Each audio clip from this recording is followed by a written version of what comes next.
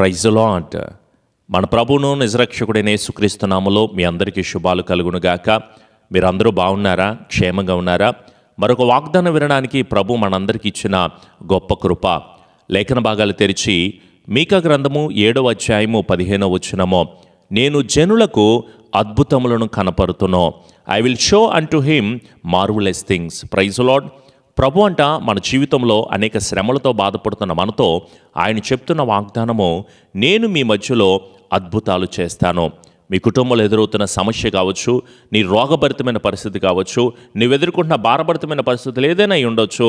దేవుని దగ్గరికి వచ్చి మొరపెట్టి ప్రార్థన చేస్తే నేను మీ మధ్య అద్భుతాలు చేస్తాను, ఆశీర్వాద కార్యాలు చేస్తాను.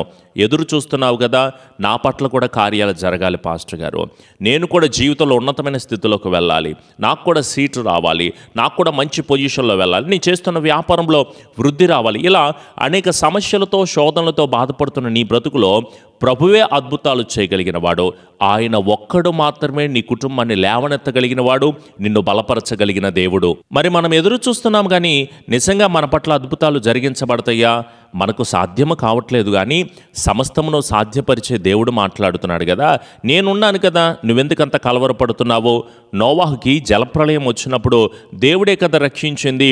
యోసేపు చాలా క్లిష్ట పరిస్థితుల్లో ఉన్నాడు. తనని గోతిలో వేసి తనని కొట్టి హింసించి పోతిఫరుకు అమ్మివేసినా కూడా యోసేపును దేవుడు హెచ్చించాడండి, ఉన్నతమైన హోదాలో నిలబెట్టాడు. దావీదును దేవుడు లేవనెత్తుకోలేదా?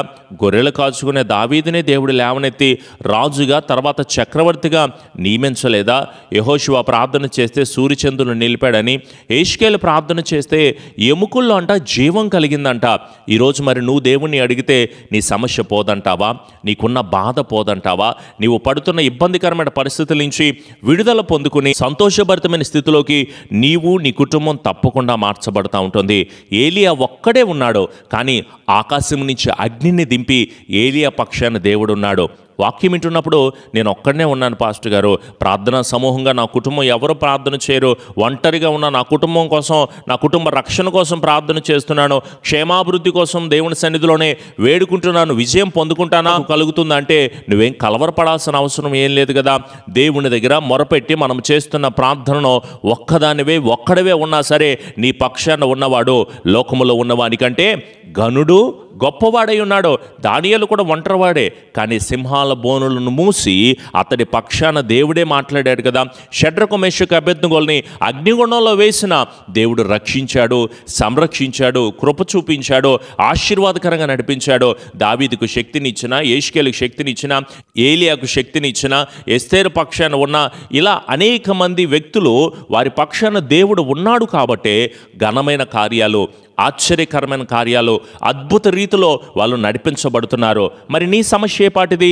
నీవు ఎదుర్కొంటున్న సమస్య చాలా చిన్నది, నువ్వే ఎక్కువగా అనుకుంటున్నావు. ఈ గొడవలు, ఈ కొట్లాటలు, ఈ ల్యాండ్ ఇష్యూస్, ఈ కోర్టు సమస్యలు, నీ కుటుంబం పడుతున్న వ్యాధికరమైన పరిస్థితి, గర్భఫలం లేక, వివాహం లేక, వ్యాపారంలో వృద్ధి లేక, ఇల్లు కట్టుకోవడానికి ధనము లేక, విడుదల, ఆశీర్వాదం, కృప, నా బిడ్డలు మార్పు చెందట్లేదు పాస్టర్ గారు. ఎంత చెప్పినా ఈ భయంకరమైన లోకంలో పడిపోయి, ఈ సెల్ ఫోన్ వ్యామోహంలో, సినిమాలు, సీరియళ్ళు, పాఠ్యాల వ్యామోహంలో పడిపోయి అసలు కుటుంబాన్నే పట్టించుకోవట్లేదు అని బాధపడుతున్న బిడ్డలు చాలామంది ఉంటున్నారు. అమ్మా, మీ అందరి జీవితంలో దేవుడు ఘనమైన కార్యములు జరిగించబడను గాక. విడుదల దేవుడు మీ అందరికీ కూడా అనుగ్రహించబడను గాక. నీకున్న ఆర్థిక పరమైన సమస్య అంతా కూడా పోయి, నీ అప్పులన్నీ కూడా పోయి, నీ ఈఎంఐలు కట్టుకోవడానికి, డోక్రాలు కట్టుకోవడానికి, హౌస్ లోన్ కట్టుకోవడానికి, నీవు ఎదుర్కొంటున్న ప్రతి వ్యాపార సహితమైన సమస్యనిచ్చి దేవుడు మీకు విడుదల కలుగు చేయబడను గాక. ఎందుకంటే అద్భుతములు చేయగలిగింది దేవుడే, స్వస్థపరచగలిగింది దేవుడే. స్వస్థపరచే యెహోవానో నేనే అని మాట్లాడుతూ ఉంటున్నప్పుడు నీ రోగ సమస్య నీకు ఇబ్బందిగా అనిపించవచ్చు, కానీ సమస్తమును కలుగు చేసిన దేవునికి అది చాలా చిన్న విషయం కదా. ప్రభువే మిమ్మల్ని స్వస్థపరచబడనుగాక. నీకున్న కుటుంబ సమస్య నుంచి, బాధతో, వేదనతో, ప్రతిరోజు కన్నీటితో ఏకీభవిస్తూ ప్రార్థన చేస్తున్నావు కదా. నీకున్న ప్రతి కుటుంబ సమస్య నుంచి దేవుడే విడుదల దయచేస్తాడు. ఏ గుండె సమస్య అయినా, కిడ్నీ సమస్య అయినా, నడువు నొప్పి సమస్య అయినా, క్యాన్సర్ సమస్య అయినా, పీసీఓడి సమస్య అయినా, ఎలాంటి గర్భఫల సమస్యలైనా, ఎలాంటి నరాల బలహీనత అయినా సరే, బీపీలతో, షుగర్లతో, అనేక రకాలైన శరీర సమస్యలతో బాధపడుతున్నావు కదా, దేవుని దగ్గర మొరపెట్టి ప్రార్థన చేయి. ప్రభువా, నీ దగ్గరే అడుగుతున్నాను తండ్రి, దయచేసి నాకు స్వస్థపరచండి, నా మధ్య అద్భుతము జరిగించండి ప్రభువా, నేను కృంగిపోతున్నాను, ఈ మందులు తీసుకోలేకపోతున్నాను, హాస్పిటల్ చుట్టూ తిరగలేకపోతున్నాడు, దేవా నన్ను బాగు చేయి అని ఆయన్ని అడగగలిగితే దేవుడు ఈ క్షణమే మిమ్మల్ని ముట్టి స్వస్థపరిచి అద్భుత కార్యములు మీ మధ్య జరిగించబడునుగాక. ఆశ్చర్యకరమైన రీతిలో దేవుడు నా పట్ల గొప్ప కార్యము చేశాడు అని చెప్పేసి దేవుని దగ్గర నువ్వు సాక్షిగా నిలబడతావు. 12 సంవత్సరాల నుంచి ఎన్నో రకాలైన ఇబ్బందులతో బాధపడుతూ అవమానకరంగా ఉంటున్న ఆమె జీవితాన్ని దేవుని వస్త్రపు చెంగు నేను ముట్టుకుంటే నేను స్వస్థపరచబడతాను కదా అనే ఆలోచనతో వచ్చిందండి. మరి నీ సంగతి ఏంటి? నీకుందా అసలు విశ్వాసం లేకుండా దేవునికి ఇష్టడయ్యుట అసాధ్యము కదా. ఆయన యొద్దకు వచ్చాము, ఆయన ఉన్నాడని, ఆయన వెతుకు వారికి సమస్తమును కలుగు చేస్తాడని నమ్మిక కలిగి ఉండడమే కదా విశ్వాసము. మరి బైబిల్లో ప్రతి ఒక్కరూ కూడా విశ్వాసాన్ని బట్టే కదా నిలబడ్డారు.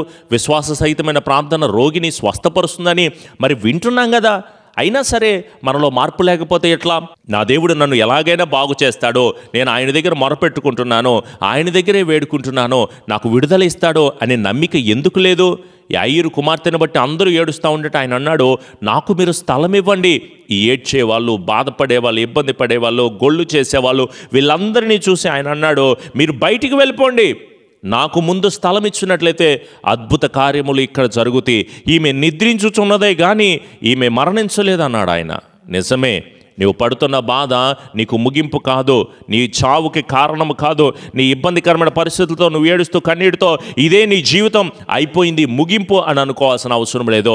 యెషయా మొద్దు నుంచి చిగురు పుట్టినట్లుగా, ఎండిపోయిన బ్రతుకుల్లోంచి జీవం కలుగు చేసినట్లుగా, పాడైపోయిన బ్రతుకుల్లో ఆయన ఉన్నతమైన స్థితి కలుగు చేసినట్లుగా ఈరోజు నీ జీవితాన్ని కూడా ప్రభువు మార్చబోతున్నారు.